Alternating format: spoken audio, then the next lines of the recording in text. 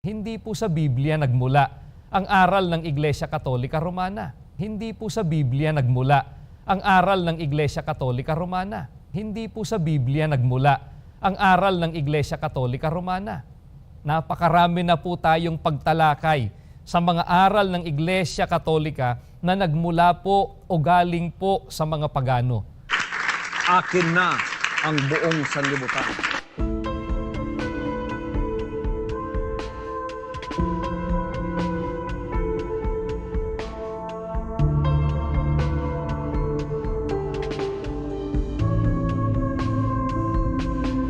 Inutil! Tarantado!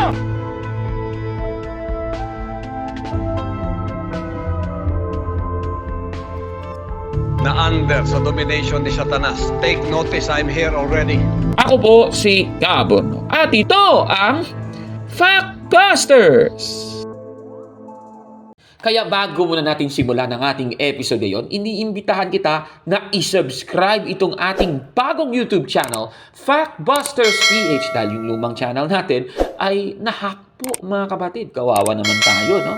Pero pati rin sana ang isa pa nating YouTube channel, Takasuri PH. Paki-subscribe din yan mga kababayan. Ako naman, sige.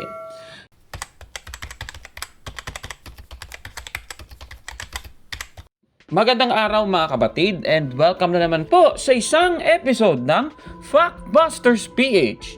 Ayon po sa unang Timoteo 6:3 hanggang 4, sino mang nagtuturo ng ibang aral at hindi sumasang-ayon sa tunay na salita ng ating Panginoong Jesucristo at katuruang na ayon sa banal na pamumuhay, siya ay nagyayabang at walang nalalaman. Klarong-klaro po mga kababayan, kung ikaw po ay merong ibang aral, di naman yan aral mga kababayan na sumasang-ayon sa tunay na salita ng ating Panginoong Jesucristo, ang mga ngaral na yan daw ay nagyayabang ayon po sa Biblia mga kapatid. Sa ating episode ngayon ay susuriin naman natin ang ministro ng Iglesia ni Cristo ni Manalo na si Dan Omar Libag mga kababayan. At alam naman natin, siya po ay ministro ng Iglesia ni Cristo Church of Christ mga kapatid. So, sa ating episode ay tatanungin natin siya. Bakit ang opisyal na pangalan ng kanilang iglesia ay Iglesia ni Cristo Church of Christ? O eto, panoorin natin siya mga kapatid. Bakit po mahalaga na tawagin ang iglesia na sunod sa pangalan ng Panginoong Hesus? Ano po ba ang kahalagahan ng pangalan ng ating Panginoong Jesucristo na itinatawag sa kanyang iglesia? Pakinggan po ninyo. Ganito pong ating mababasa dito po sa aklat po ng mga gawa 4:12. Ganitong pahayag ng Biblia. Kay Hesukristo lamang matatagpuan ang kaligtasan, sapagkat sa silong ng langit ang kanyang pangalan lamang ang ibinigay ng Diyos sa ikaliligtas ng tao. Mga giliw po naming mga taga-subaybay, napakaliwanag po ng pahayag ng Biblia. Ang sabi po, ang kanyang pangalan lamang ang ibinigay ng Diyos sa ikaliligtas ng tao. Kaya tiyak po na walang kaligtasan sa alinmang iglesia na hindi po tinatawag sa pangalan ng ating Panginoong Jesucristo. Ganun pala yun? Okay, sige. Ayon po sa kanya, dapat daw tawagin ang iglesia na sunod sa pangalan ni Jesucristo dahil walang kaligtasan ng iglesia na hindi sunod sa pangalan ni Jesucristo base po sa Gawa 4:12. Kasi sabi daw sa 4:12 ng Gawa, ang kaniyang pangalan lamang ang ibinigay ng Diyos sa ikaliligtas ng tao. Tanong, tama ba itong sinasabi niya mga kababayan? Susuriin po natin yan mga kapatid. Ano ba ang pangalan na binabanggit sa talata na ibinigay ng Diyos para sa ikaliligtas ng tao? Base po sa binasa niyang talata, Hesukristo ang pangalan mga kababayan. Hindi po pala Kristo kundi Hesukristo yung pangalan na binabanggit sa talata na ibinigay ng Diyos para sa ikaliligtas ng tao. Ayon po sa 4:12 ng Gawa. Mga kababayan, tanong pangalan ba ang salitang Kristo na makikita natin sa kanilang kapilya na Iglesia ni Cristo? Sana Iglesia ni Hesus Kristo. Hindi naman ganun eh. Ang sinasabi nila, Iglesia ni Kristo daw. O tanong, pangalan nga ba itong salitang Kristo? Basahin natin sa Biblia. Mateo 1:16, ganito po ang sinasabi. At naging anak ni Jacob si Jose, asawa ni Maria, na siyang nanganak kay Jesus, na siyang tinatawag na Kristo. Klarong-klaro, yung pangalan, Jesus. Pero si Jesus ay tinatawag na Kristo. Pangalan ba yung Kristo? Nako naman, hindi naman pangalan yung salitang Kristo, kundi ito po ay pantawag sa ating Panginoong Hesukristo. Kaya nga sa isang salin, yung Holman Christian Standard Bible 2009 edition, yung ginamit na pangtawag Messiah. Kasi yung salitang Christ ay galing doon sa Messiah, mga kababayan. Pangalan ba yung salitang Messiah? Nako naman, malabo ata yan. Kung totoo mang dapat tawagin ang iglesia na sunod sa pangalan ni Hesukristo dahil walang kaligtasan ng iglesia na hindi sunod sa pangalan ni Hesukristo base po sa ginamit niyang talata, Gawa 4:12, bakit tinatawag din yung iglesia na itinayo ni Kristo na sa daan o tinatawag ding ang daan? Mababasa natin yan sa Gawa 24:14 na yung sa daan, quote and quote, yan po ang tinatawag nila sa sektang yon, mga kababayan, yung sekta na kung saan napabilang ang mga apostol.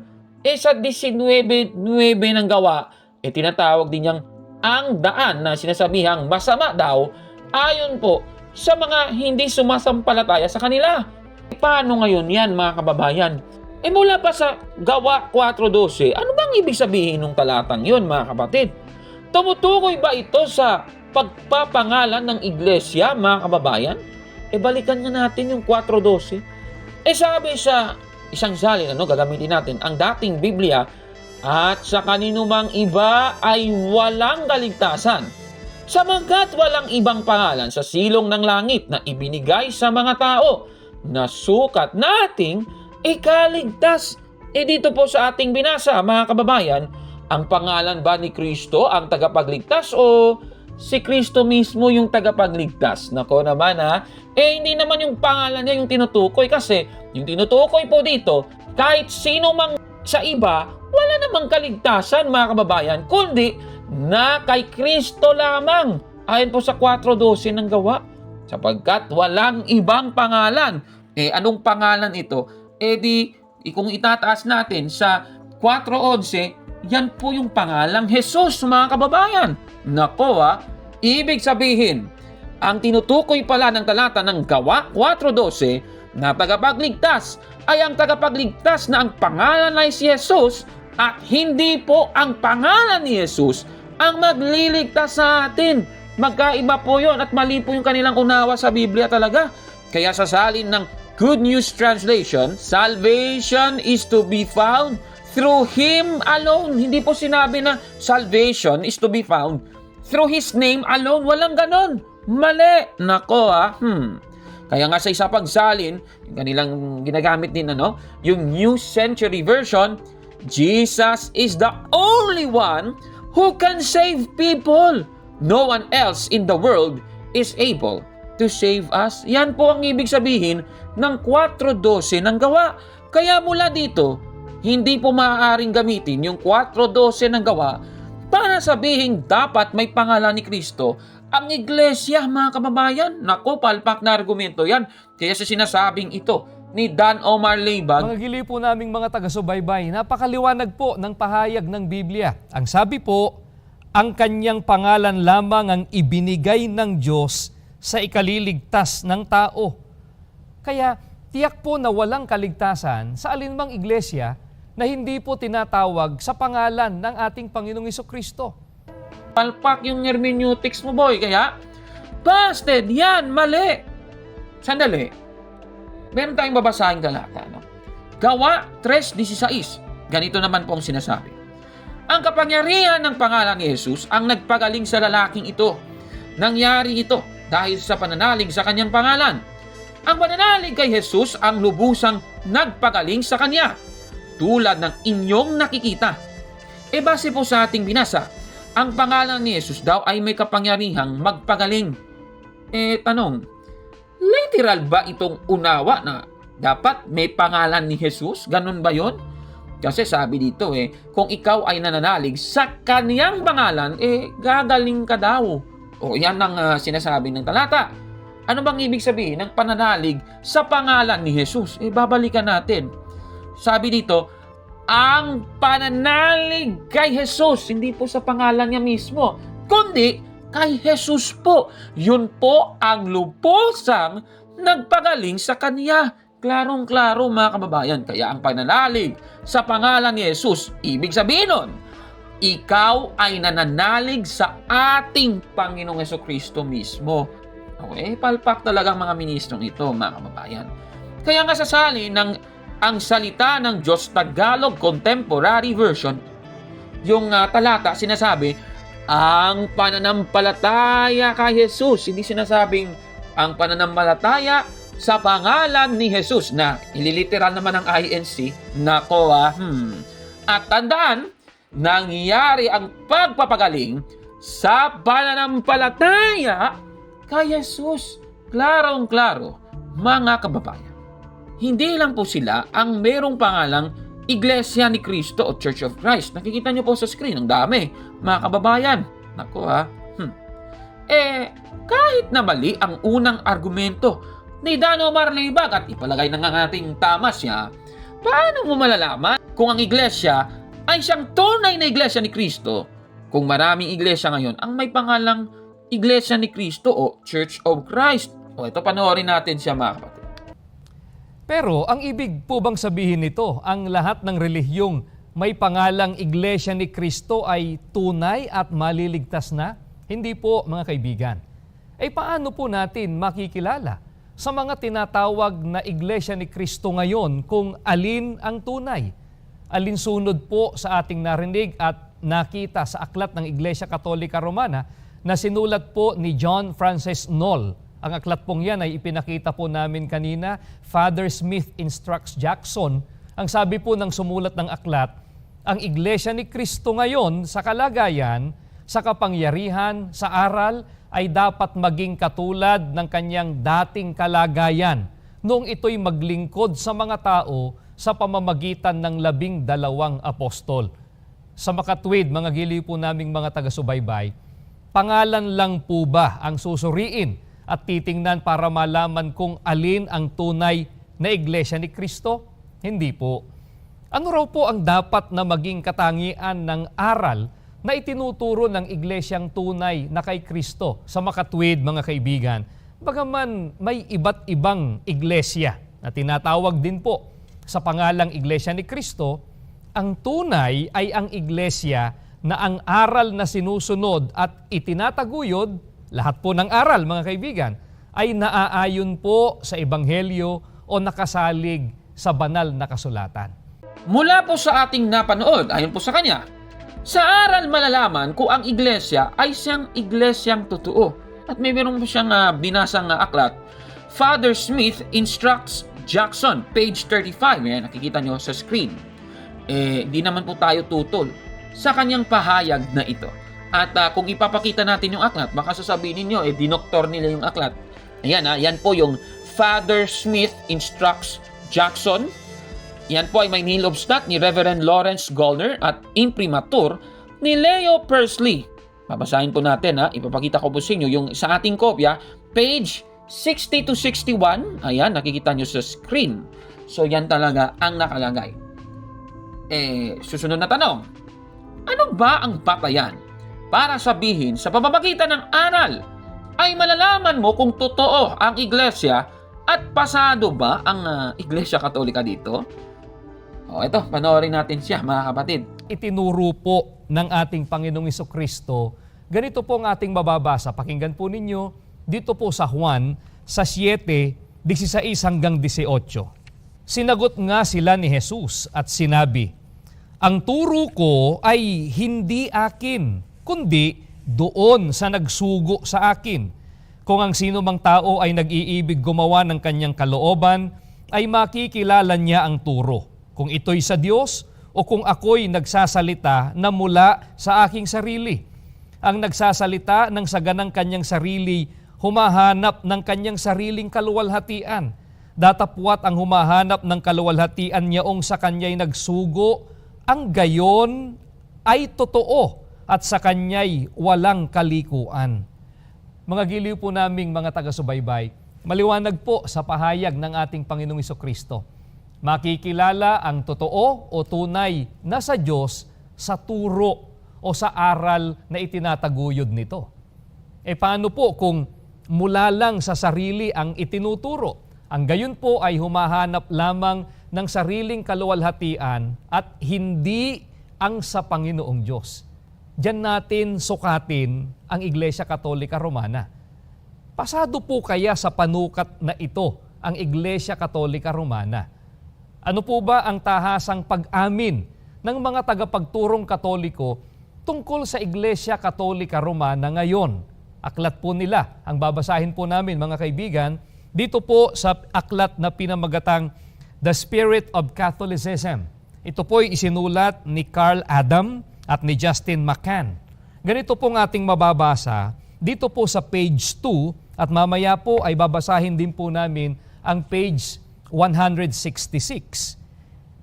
Tinatanggap naming mga Katoliko kapag karaka nang walang anumang ikahihiya bagkos may pagmamalaki na sa anumang paraan ang Katolisismo ay hindi maaaring ihambing sa unang Kristyanismo ni maging sa Ebanghelyo ni Kristo. Siya, ang Iglesia Katolika, ay hindi man lamang nag-aatubiling kumuha ng mga ritual at ng mga sagisag pagano, kailanmat ang gayong mga bagay ay maaaring isa Kristiyano at maisaayos. Mga kaibigan, tahasan pong inaamin dito ni Carl Adam, isang tagapagturong Katoliko, na ang Katolisismo ay hindi maaaring ihambing sa unang Kristyanismo ni maging sa Ebanghelyo ni Kristo. Sang-ayon tayo mga kaibigan sa sinabi niya dahil sa pangalan pa nga lamang po ay ibang-iba na po ang Iglesia Katolika sa unang iglesia na tinatawag na Iglesia ni Kristo. E bakit po kaya na iba? Hindi lamang po sa pangalan, kundi maging sa aral na sinusunod ang Iglesia Katolika sa unang iglesia na sunod sa pangalan ng ating Panginoong Hesukristo. Saan po kaya kinuha ng Iglesia Katolika ang mga aral nito? Narinig po ninyo, ayon pa po kay Carl Adam, kumuha po ang Iglesia Katolika ng mga ritual at ng mga sagisag pagano. Sa makatwid, mga kaibigan, hindi po sa Biblia nagmula ang aral ng Iglesia Katolika Romana. Napakarami na po tayong pagtalakay sa mga aral ng Iglesia Katolika na nagmula po o galing po sa mga pagano. Mga doktrina na inimbento lamang o binuo sa pamamagitan ng kanilang konsilyo. Kaya naman po mga kaibigan, talagang hindi po maaangkin ng mga otoridad Katoliko na ang kanilang iglesia ang tunay na iglesyang itinayo ng ating Panginoong Hesukristo. Ayan, so napanood po natin si Dan Omar Leibag. Yung ginawa niya, binasa muna niya yung Juan 7:18. At ayon sa kanya, mula sa Juan 7:18, hindi daw pasado ang Iglesia Katolika base sa talatang ito, Juan 7:18, dahil ang aral ng nasa Iglesia Katolika daw ay galing sa pagano. At yan po ay sa pamamagitan ng kanyang aklat na binasa, The Spirit of Catholicism ni Carl Adam, page 2, at pinutol niya, isasama niya yung nasa page 166. Titingnan natin kung totoo ito, mga kapatid. Babasahin natin ang aklat muli, The Spirit of Catholicism ni Dr. Carl Adam. Dito po ay may nihilobstat ni Arthur Scanlan at imprimatur ni Patrick Cardinal Hayes. Babasahin po natin ang 1931 edition. Umpisan muna natin sa una niyang pahina na binasa, page 2. Ito, ipapakita ko po sa inyo. Yan po ang kanyang binasa. Okay.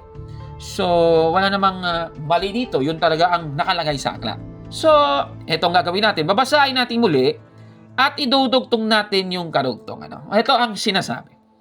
Kaming mga Katoliko ay madaling kumikilala ng walang anumang kahihiyan, hindi man ng may pagmamalaki na ang Katolisismo ay hindi makikilala ng simple at ganap sa primitibo na Kristyanismo o maging sa Ebanghelyo ni Kristo. So, yun lang kanilang binasa at alam naman natin, INC kasi incomplete kaya pinutol.